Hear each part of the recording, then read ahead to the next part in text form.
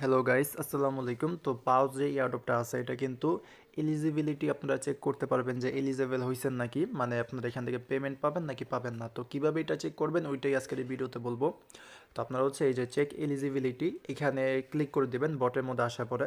দেন এখান থেকে visit website এখানে ক্লিক করে ক্রোম ব্রাউজারটা সিলেক্ট করবেন। দেন আপনাদেরকে ক্রোমের মধ্যে তাদের যেই ইন্টারফেসটা আছে না ওইখানে নিয়ে যাবে। ভেরিফাই করতে বললে ওই ভেরিফাইয়ের মধ্যে ক্লিক করে দিবেন, টেলিগ্রামের মধ্যে নিয়ে যাবে, তারপর অটোমেটিক আর কি ভেরিফাই হয়ে যাবে।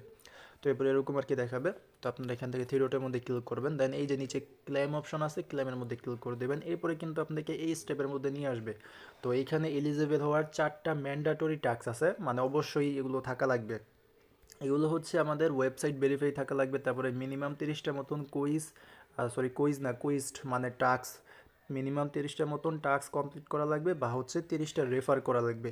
এরপরে আবার ওই এটা সেভ ফ্রম গ্রিঞ্চ, মানে ওই একটা আপডেট আসছিল না যে টোকেন আমাদের লক হয়ে গেছিলো, ওইটা আনলক করা লাগছে। তো ওইটা যারা করছেন তারাও এলিজেবল। আর আরেকটা আছে অ্যাক্টিভিটি চেক, তো এইটাও হয়ে যাবে। তো এখন অনেকের এই জায়গাটার মধ্যে আর কি সমস্যা, অনেকের 3টা টাস্ক কমপ্লিট নাই, আবার 30টা রেফারও নাই। তো এই ক্ষেত্রে অনেকে যারা নট এলিজেবল, ম্যাক্সিমাম কিন্তু এই টাস্কের জন্যই নট এলিজেবল। বলতে পারেন যে একবারে ফালতু একটা ক্রাইটেরিয়া দিছে, বাট যেহেতু দিছে আমাদের কোনো কিছু করার নাই। তাদের প্ল্যাটফর্ম, তাদের যেটা মনে হচ্ছে ওইটাই তো করবে নাকি। তো এখন এখানে অনেক এলিজেবল হয় নাই, এটার জন্য কোনো কিছু করার নাই এখন। আমারও কয়েকটা অ্যাকাউন্ট এলিজেবল হয় নাই শুধুমাত্র এই টাস্কের জন্য। তো যাই হোক, যাদের হয়েছে তারা পরে কি করবেন ওইটা বলি। এগুলো তো হয়ে গেছে আমাদের ম্যান্ডেটরি টাস্ক কমপ্লিট, এগুলো আমাদের আমরা হচ্ছে এলিজেবল হয়ে যাব, কোনো সমস্যা নেই। এরপরে হচ্ছে রিকমেন্ডেড কিছু টাস্ক, তো এগুলো করলে আমাদের অ্যালোকেশনটা বেশি হবে। যেমন আগে যদি 100টা টোকেন পাইতাম, এগুলো করলে 200টা টোকেন পাবো, এরকম আর কি। তবে এগুলো করতে গেলে আবার আমাদের ইনভেস্টমেন্ট করতে হবে, যেমন বোটিং ব্যাজ। আমরা যদি এখানে ক্লিক করে দিই, তাহলে এখান থেকে আমাদের একটা ব্যাজ বাই করতে হবে, যেটা বাই করার জন্য 0.1 টন, 3 টন, 50 টন, 100 টনের মতন লাগবে।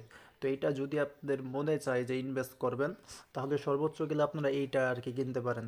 0.1 টন দিয়ে মেবি কত 60 সেন্টের মতন মেবি লাগতে পারে এটা কিনতে গেলে।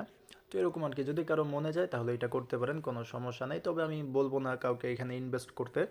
এরপর আছে এক্সপ্লোর টন, এখানে ক্লিক করলে এখানেও আমাদের 0.1 টনের মতন ফি দিতে হবে।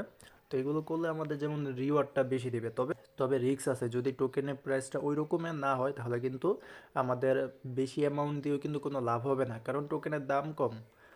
এরপর এখানে পাও ব্যালেন্স, এটা অনেকের মেবি নাও থাকতে পারে, মিনিমাম 3 লাখের মতন পাও সেখানে থাকা লাগবে। আর যদি না থাকে সমস্যা নেই, এটা হচ্ছে জাস্ট মানে এমনিতে আর কি অপশনাল টাস্ক। রিকমেন্ড যেগুলো আছে ম্যান্ডেটরি, ওগুলো কিন্তু যাদের কমপ্লিট তারা এলিজেবল হবেন। তারপরে নেক্সটের মধ্যে ক্লিক করলে আমাদের পরবর্তীতে যেই অপশনটা চালু হবে ক্লেমের অপশন, এখানে নিয়ে আসবে। এখানে হচ্ছে আপনারা তারা যখন ক্লেম করতে দিবে, এখানে আসার পরে ক্লেম করে নেবেন, ক্লেম করে ওই ওয়ালেটের মধ্যে বা এক্সচেঞ্জের মধ্যে উইথড্র করবেন। এইটার আপডেট পরবর্তীতে দিয়ে দিব। তো এরকমভাবে আপনারা চেক করে দেখেন যে এলিজেবল হয়েছেন নাকি, এবং এলিজেবল হয়ে থাকলে পরবর্তী আপডেটের জন্য ওয়েট করেন। ওকে।